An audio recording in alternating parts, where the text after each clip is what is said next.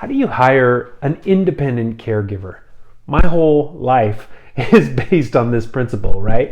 So my company, San Luis Obispo Caregivers, is a referral agency. And what that means is we go out searching for independent caregivers. They got a lot of experience. They're able to connect better with folks. Usually they're a little bit older in age and experience, and they're a better fit for most people when it comes to caregiving. So nobody likes to pay an agency, and sometimes people start off trying to do this on their own, and then they go to an agency figuring out like, wow, this is really difficult to do, or they found one person but they need 3 or 4, and it's really hard to find 3 or 4 people that are really good. So I'm going to walk you through this today.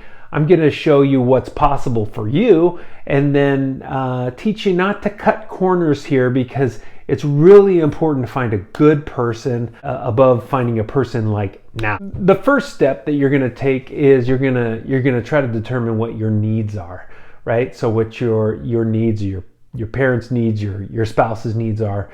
How many days a week? What risk level of caring? This happens a lot with a spouse, usually a female spouse taking care of a male patient. What happens is they take on too much and they can get injured in the process, right? So what you want to do is really determine how much help you need to stay safe, not only the client or the patient being safe, but also the caregivers that are helping to stay safe.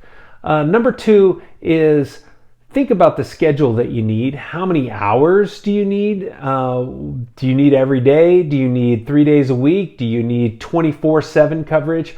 Those are going to make big differences in what you're looking for, and there's different candidates that will kind of specialize in each of those different shifts or schedules. One of the great first things you can do just right off the bat is talk to your friends, talk to people that you know, trust, that are in the area.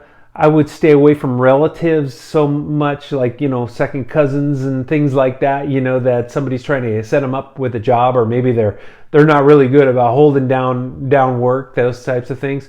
We want to stay away from maybe suspicious people, obviously. But we want to look for referrals from folks that have had good experience. So maybe you had a neighbor across the street that went through this and had a caregiver they just swore by. That's a caregiver you want to reach out to and see if they're available. If you don't have a referral, I would say 90% of the time you reach out through the website Craigslist. Which scares people because there's a lot of creeps and a lot of criminals and things like that on Craigslist. So you want to be careful. Obviously, you're not just going to pick the first person that comes up on Craigslist. You're then going to go through a screening process. And the screening process starts off with a conversation online, typing stuff to them, maybe asking 5 or 6 key questions that's going to try to give you an idea of what this person's background is, where their location is, what their experience level is, those types of things. Maybe talk about their availability. And then you're going to either meet them on the phone, depending on how comfortable you are with meeting them in person, but meet them on the phone, then meet them in person. You're just going to take each step one by one. And each step of the way, you're going to ask more questions, and the questions are going to be based on give me an example of when you helped somebody like my dad and what was the result of that. Can you give me an example when there was an emergency? What did you do? What are your 3 proudest accomplishments in your work history? Types of questions that are what's considered behavioral type questions are the best questions to answer. You also want to tell them during the interview that you are going to be doing background checks. And so if there's anything that's going to come up on your background, here's your chance to disclose that. A lot of people will hear that the background's being done, and then they'll say, well, there was this one thing that happened 2 years ago. And so this is the time where you can start to evaluate those types of things. You're going to ask for references from them. You're going to check those references. You're going to do a background check. You have to do background screening on these guys. This is like one of the key pieces. If they're not passing a background check, I would tell you to move on. The risk is too high. You're going to want to verify whether they're vaccinated or if they've had a TB test done in the last year, and if they have proof of that. You're going to want to ask for their identification, maybe secondary ID, just to verify that their identity. And of course, you're going to want to determine their rate of pay to be a caregiver. Just because you're paying one person this amount does not mean you have to pay them all that amount. Everybody should have their own individualized rate. And lastly, you do want the caregiver to have insurance.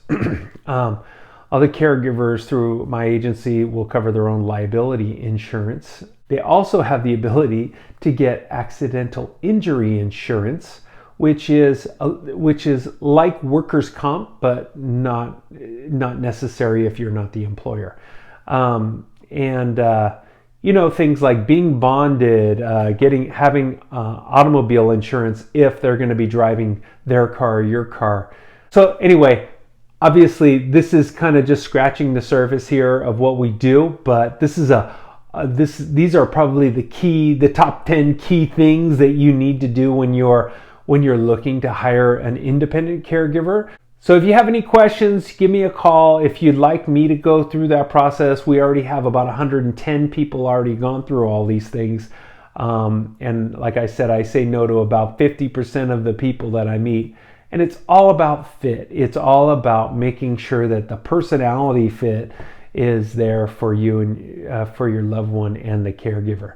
So I know it's a long video, a lot to talk about, but give me a call if you have questions or you'd like to get started. All right, thanks.